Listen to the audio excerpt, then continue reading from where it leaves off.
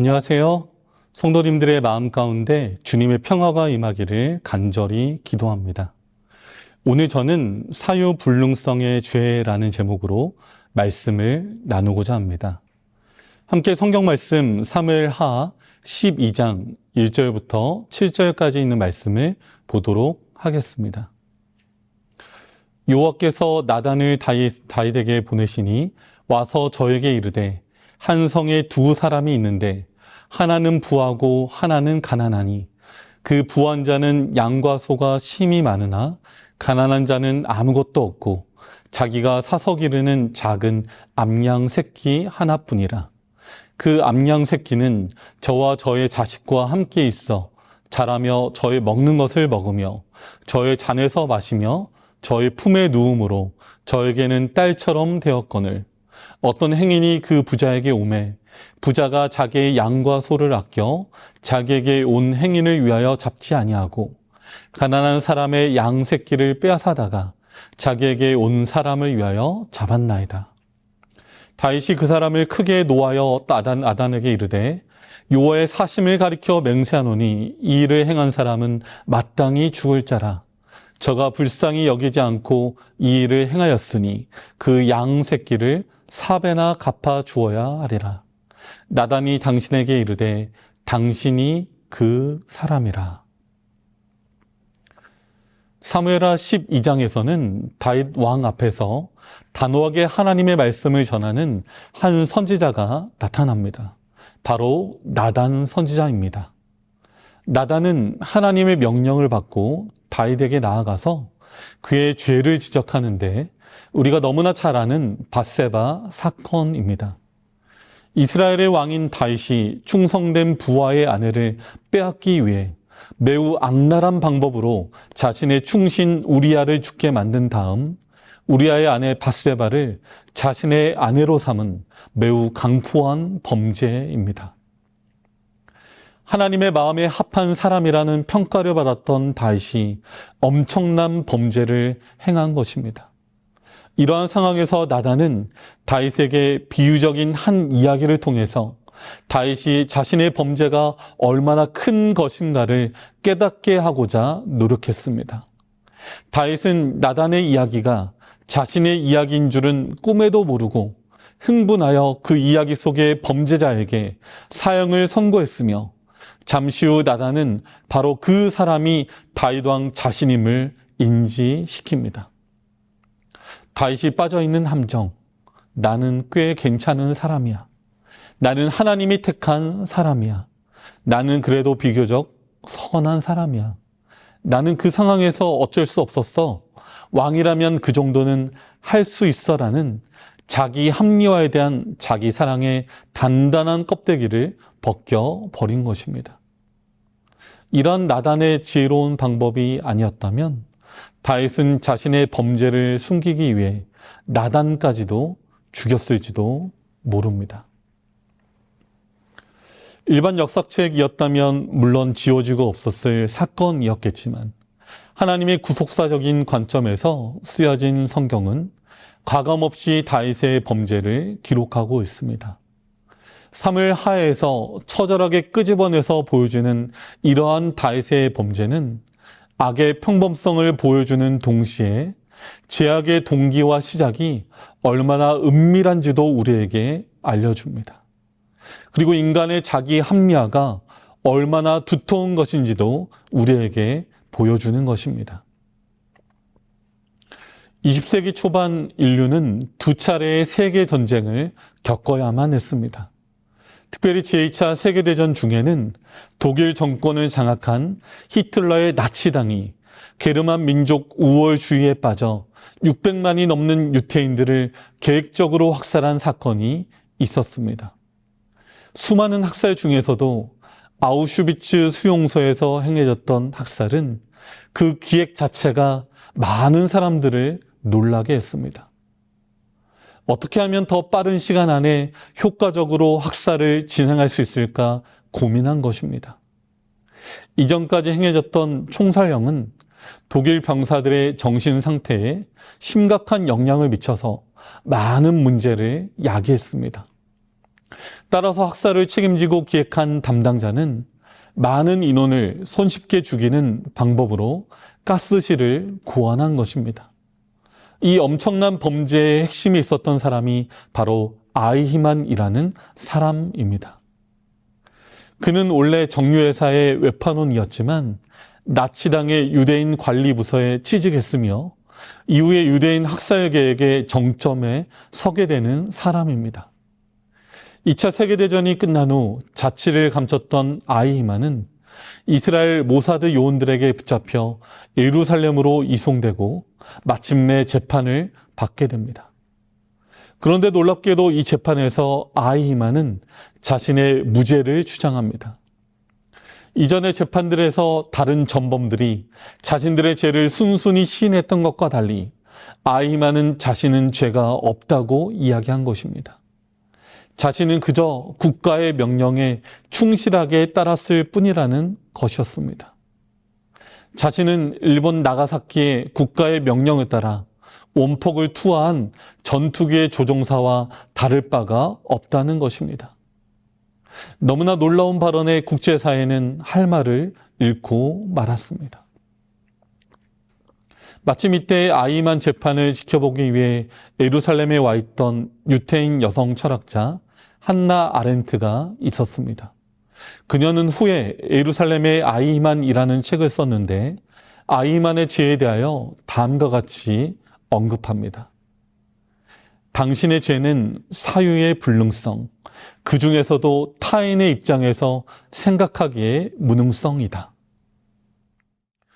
매우 근면하고 한 가정의 다정한 아버지이자 자상한 남편이었던 아이히만은 자신이 생각하기에 꽤 괜찮은 사람이었고 자신은 아무 죄가 없다고 생각했지만 그 자신의 가장 큰 잘못은 바로 무엇이 잘못된 것인지 모른다는 것이었습니다.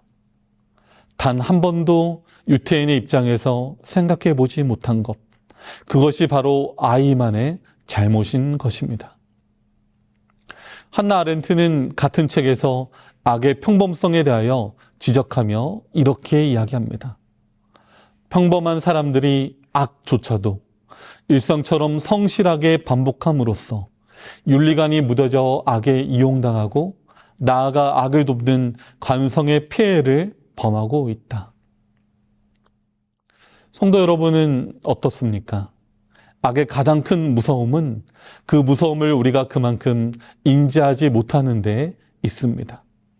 내가 얼마나 큰 죄인인지를 잊고 사는 것입니다. 이러한 죄의 문제에 대해서 우리가 민감하지 못하고 말씀과 기도를 통하여 경계하지 않는다면 우리 역시도 죄의 관성이 휩싸여 그렇게 살아갈 것입니다.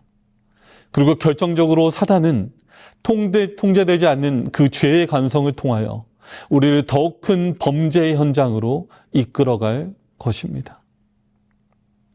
자, 그렇다면 사무엘 하의 다윗은 어쩌다 이렇게 큰 범죄에 이르게 된 것일까요? 한때 마음이 상한 자들의 친구였으며 너무나 겸손했던 다윗이기에 밧세바 사건은 우리에게 더욱 크게 다가올 수밖에 없습니다. 사무엘하 11장에 있는 말씀입니다. 해가 돌아와서 왕들의 출전할 때가 되매 다윗이 요압과 그 신복과 온 이스라엘 군대를 보내니 저희가 암몬 자손을 멸하고 랍바를 에워싸고 다윗은 예루살렘에 그대로 있으니라. 저녁 때에 다윗이 그 침상에서 일어나 왕궁 지붕 위에서 거닐다가 그곳에서 보니 한 여인이 목욕을 하는데 심히 아름다워 보이는지라. 전쟁 때마다 출정하던 다윗이 왜 이때에는 출정하지 않고 궁에 머물고 있었을까요? 우리는 사무엘하 18장 3절에서 그 대답을 찾을 수 있습니다.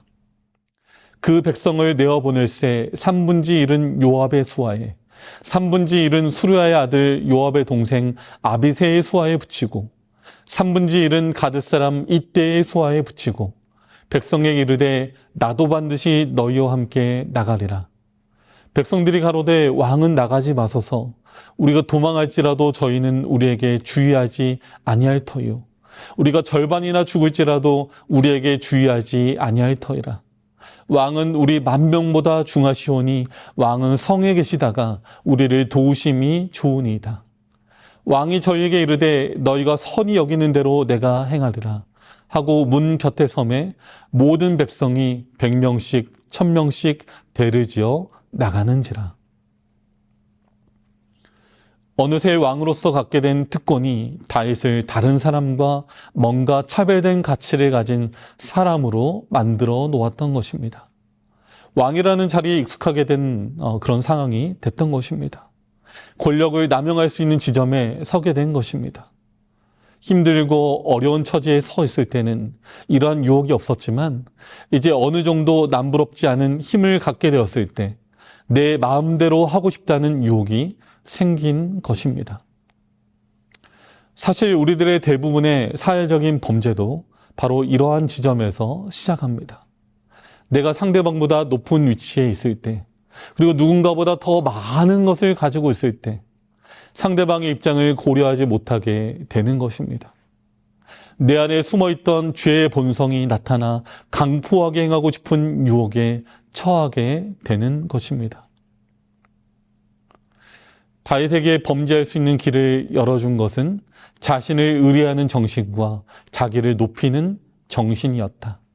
아첨과 권세와 사치의 미묘한 유혹이 다윗에게 영향을 미쳤다. 주의 민족과의 교제도 역시 악한 가마를 끼쳤다. 동방의 통치자들 사이에 성행하던 풍습에 따르면 신하들에게 용서할 수 없는 범죄를 왕이 행했을 때에는 정죄하지 않았으며 왕은 신하가 행하는 그런 자제를 행할 의무가 없었다. 이 모든 것들은 죄의 흉악성에 대한 다윗의 생각을 무디게 했다. 그리하여 다윗은 겸손히 여호와의 능력을 의지하는 대신에 자신의 지혜와 능력을 의지하기 시작하였다. 사단은 영혼을 유일한 능력의 근원 되시는 하나님께로부터 분리시킬 수 있게 되자마자 인간의 사악한 육체적 욕망을 충동시키고자 할 것이다. 원수는 이를 돌발적으로 하지 아니한다. 원수는 처음부터 몹시 놀랄 만한 일을 하는 것이 아니라 비밀리에 원칙의 요새를 침식하는 것이다.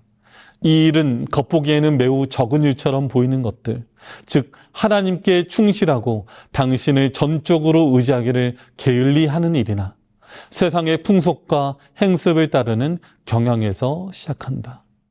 부조화 선지자 717, 718페이지에 있는 말씀입니다. 하카톤, 하찮고 별 볼일 없었던 소년 다윗. 어쩌면 다른 사람이 주목하지 못했던 연약한 위치에서 들판에서 양을 치고 있을 때 그는 매우 겸손하고 하나님의 능력을 의지하는 용사였지만 왕으로서 모든 권력을 차지하고 그 정점에 선 다윗은 자신의 권력을 남용하여 충성된 신하의 아내를 아무런 죄책감 없이 빼앗아 버린 범죄자가 되고 말았습니다. 오늘 우리는 성경을 읽으며 왜 성경이 다윗의 이 범죄 사실을 가감없이 기록하고 있는지 우리는 생각하고 느껴야만 합니다. 그리고 교훈을 얻어야 합니다. 남들이 다 하니까 나도 이 정도는 이라는 이 생각을 우리는 주의해야 할 것입니다. 나 자신을 의뢰하는 생각을 주의하고 전적으로 하나님을 의뢰해야 할 것입니다. 이러한 범죄의 결과로 다윗에게 내린 벌은 밧세바와의 사이에서 태어난 아이가 죽게 된다는 것이었습니다. 왜 하나님은 그러한 무서운 형벌을 내리셨을까요? 어쩌면 그 힌트는 나단의 이야기 속에 들어있는 것 같습니다. 다윗이 부자였기에 미처 느끼지 못한 그 책임감을 알려주고 싶었던 것 같습니다. 자신의 통치하에 있는 수많은 백성들이 자신의 소유로서 느껴질 때 한 명 한 명의 소중한 인격을 가진 개인으로 느껴지지 않았던 것입니다. 이렇게 많은 백성이 있는데 충성된 신하 몇 명쯤 죽어도 괜찮다는 다윗의 인식에 대하여 하나님은 분명한 경고를 보내신 것 같습니다. 한 명의 아이가 그 부모에게 얼마나 소중한지를 느껴보는 그 경험을 통하여 창조주이신 하나님 앞에 한 명 한 명의 개인이 얼마나 소중한지를 알게 하신 것입니다. 그리고 이러한 다윗의 범죄의 결과는 여기서 그치지 않고 후에 압살롬의 범죄 때 또한 많은 부분들이 성취됩니다. 압살롬이 반역을 일으키고 예루살렘을 장악했을 때 다윗의 후궁들을 데려다가 욕보인 것입니다. 그리고 결정적으로 자신의 사랑하는 압살롬은 요압에 의하여 무참하게 죽임을 당합니다. 다윗이 압살롬만큼은 죽이지 말라고 명령했음에도 요압은 잔인하게 찔러 죽입니다. 왜일까요? 악명 높은 수르야의 아들들이어서 분노를 참지 못하고 죽인 것일까요? 물론 그 이유도 있겠지만 더 자세한 이유는 다윗 자신이 제공한 것입니다. 부조와 선지자 719, 720페이지에 있는 말씀입니다. 우리아는 자기 자신의 사형 집행 영장을 가지고 가는 자가 되었다. 왕은 우리아의 손을 빌어 요압에게 보내는 편지에 이렇게 명했다. 너희가 우리아를 맹렬한 싸움에 앞세워두고 너희는 뒤로 물러가서 저로 맞아 죽게 하라. 이미 함부로 사람을 죽인 죄로 물들여진 요압은 왕의 명을 순종하게 주저하지 않았고 우리아는 암몬 자손의 칼에 죽임을 당하였다. 이제까지 통치자로서의 다윗의 기록은 어느 군주도 필적할 수 없을 만큼 훌륭한 것이었다. 다윗에 대하여 온 이스라엘을 다스려 모든 백성에게 공과 의를 행하였다고 기록되어 있다. 그의 성실함은 온 민족의 신뢰와 충성을 얻었다. 그러나 그가 하나님을 떠나 자신을 악한 자에게 복종시킴으로 인하여 그는 한동안 사단의 대리자가 되었다. 그러나 그는 여전히 하나님께서 그에게 주신 지위와 권위를 누리고 있었다. 그 때문에 그는 자기의 권위에 복종하는 자의 영혼을 파멸시키라는 요구를 할 수 있었다.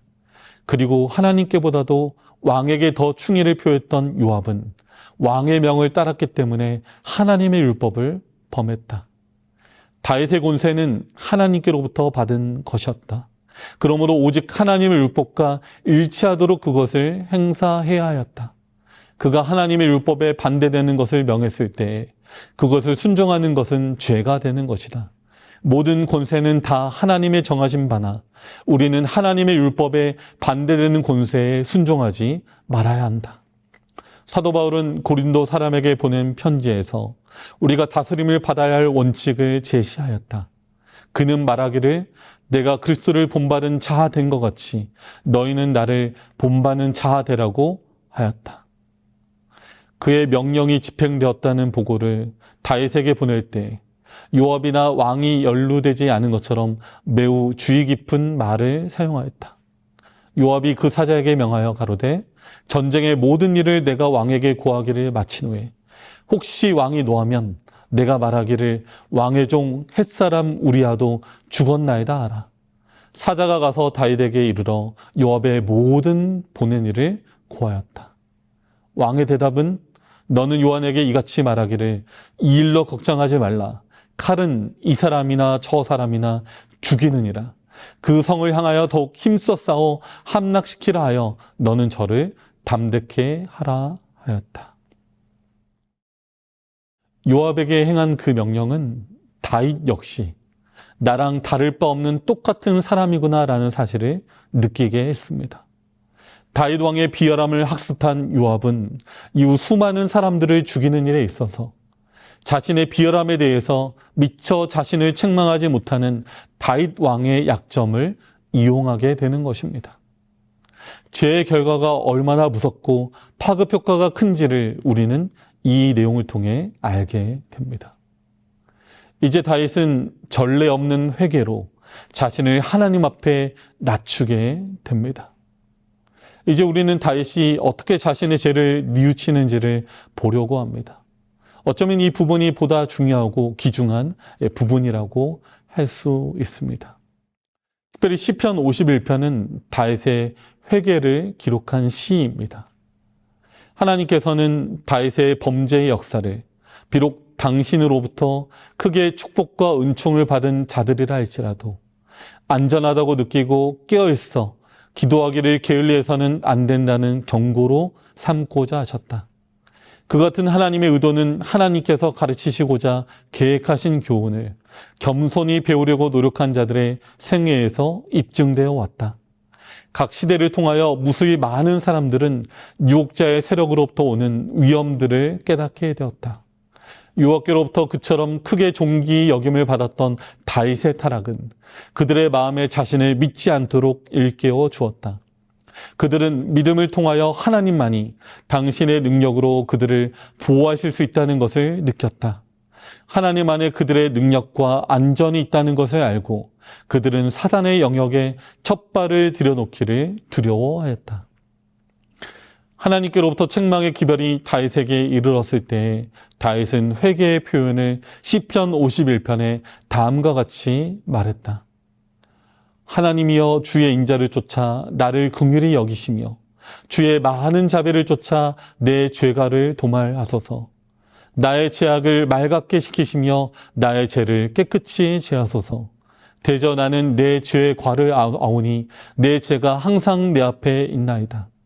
우슬초로 나를 정결케 하소서. 내가 정하리이다. 나를 씻기소서. 내가 눈보다 희리이다. 나로 즐겁고 기쁜 소리를 듣게 하사 주께서 꺾으신 뼈로 즐거워하게 하소서. 주의 얼굴을 내 죄에서 돌이키시고 내 모든 죄악을 도말하소서. 하나님이여 내 속에 정한 마음을 창조하시고 내 안에 정직한 영을 새롭게 하소서. 나를 주 앞에서 쫓아내지 마시고 주의 성신을 내게서 거두지 마소서. 주의 구원의 즐거움을 내게 회복시키시고 자원하는 심령을 주사 나를 붙드소서. 그리하면 내가 범죄자에게 주의 도를 가르치리니 죄인들이 주께 돌아오리이다. 하나님이여 나의 구원의 하나님이여 피 흘린 죄에서 나를 건지소서. 내 혀가 주의 의를 높이 노래하리이다. 그리하여 이 이스라엘 왕은 성과로 그의 백성의 공중 회집에서 궁궐 앞에서 제사장들과 재판관들과 방백들과 무사들로 이 노래를 부르게 하여 먼 후세대까지 자기의 타락에 대한 지식을 보존하도록 했다. 이스라엘 왕은 자기의 범죄와 회개와 하나님의 은혜를 통한 용서에 대한 자기의 희망을 자세히 말했다. 그는 자기의 죄악을 감추려고 노력하는 대신에 다른 사람들이 그의 타락의 슬픈 역사로 교훈을 받을 수 있기를 갈망하였다. 다윗의 회개는 성실하고 깊은 회개였다. 자기의 죄악을 변명하려고 노력하지 않았다. 그의 기도에는 경고된 형벌을 피하려는 욕망이 없었다. 오히려 하나님께 대한 자기의 죄의 흉악함과 자기의 영혼의 더러움을 보고 죄를 미워하였다. 그가 기도한 것은 용서만을 얻고자 함이 아니요 마음의 정결을 얻기 위함이었다. 다윗은 절망 중의 투쟁을 포기하지 아니하였다. 회개한 죄인들에 대한 하나님의 약속에서 그는 하나님의 용서와 간합하심의 증거를 보았다. 주는 제사를 즐겨 아니하시나니 그렇지 않으면 내가 드렸을 것이라. 주는 번제를 기뻐 아니하시나이다. 하나님의 구하시는 제사는 상한 심령이라. 하나님이여 상하고 통회하는 마음을 주께서 멸시치 아니하시리이다. 오늘 우리에게도 이러한 성실한 회개의 자세가 주어지기를 기도합니다. 우리 역시도 이러한 범죄에 깊이 빠져있기 때문입니다. 오늘 나 자신을 돌아보고 하나님의 자비하심을 생각하며 그분 앞에 다시금 성실한 회개가 이루어지기를 바랍니다. 저는 신약성경 누가복음 19장에 나오는 삭개오의 이야기를 볼 때마다 저는 예수님이 이 삭개오에 올라가 있는 뽕나무 앞에서 여리고의 군중들에게 설교하실 때 혹 이 다윗의 밧세바 사건에 대한 이야기를 하지 않으셨을까 종종 생각하곤 합니다.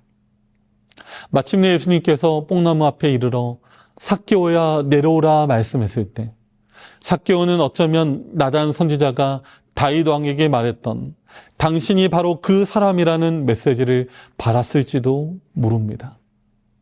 누가복음 19장 8절에 예수님 앞에서 뽕나무에서 내려온 삭개오가 내 소유의 절반을 가난한 자를 위해 주겠고 내가 남의 것을 토색한 것이 있다면 4배나 갚겠나이다 라고 고백하는 삭개오의 모습 속에서 사무엘하 12장 6절에서 그 양 새끼를 4배나 갚아주어야 하리라고 말했던 다윗의 말이 연상되기 때문입니다. 삭개오는 이러한 성실한 회개를 통하여 하나님의 용서를 경험하게 되고 새로운 삶을 살아가게 됩니다. 오늘 우리에게도 이러한 주님의 음성이 들렸으면 좋겠습니다. 말씀을 펴서 나 자신을 비추는 거울로 삼아 하나님의 율법이 내 양심을 비추어 말씀하실 때 주님, 저는 너무나 큰 죄인입니다 라고 고백하며 전적으로 주님을 의지하기 위해 무릎 꿇는 우리 모두가 되었으면 합니다. 태초부터 사단은 범죄하면 이익이 있다고 사람들에게 말해왔다. 천사들도 그런 식으로 유혹했고 아담과 하와도 그 방법으로 유혹하여 범죄하게 했다. 그리고 지금도 같은 방법으로 군중들을 인도하여 하나님을 순종하는 길에서 떠나도록 하고 있다. 범죄의 길은 바람직하게 보이나 필경은 사망의 길이다. 대담하게 이 길에 들어섰다가 죄의 결과가 얼마나 쓰라린 것임을 알고 일찍 거기를 떠나는 자들은 행복한 자들이다. 하나님께서는 자비를 베푸셔서 다윗을 죄악의 기만적 대가에 의하여 완전히 멸망을 당하도록 버려두지 아니하셨다. 오늘 이 말씀을 기억하시면서 오늘 당신이 바로 그 사람이라고 말씀하시는 이 성경의 말씀을 우리의 마음에 적용하고 하나님 앞에 전적으로 순종하는 마음으로 성실한 회개의 자세를 통해 하나님께 나아가는 우리 모두가 되었으면 좋겠습니다. 그를 통해 하나님께 대한 우리의 마음이 정결해지고 구원의 즐거움을 회복하고 하나님과 전적으로 하나 되는 그 화목의 기쁨을 느끼고 경험하는 우리 모든 성도들이 되기를 바라면서 오늘 말씀을 마치겠습니다.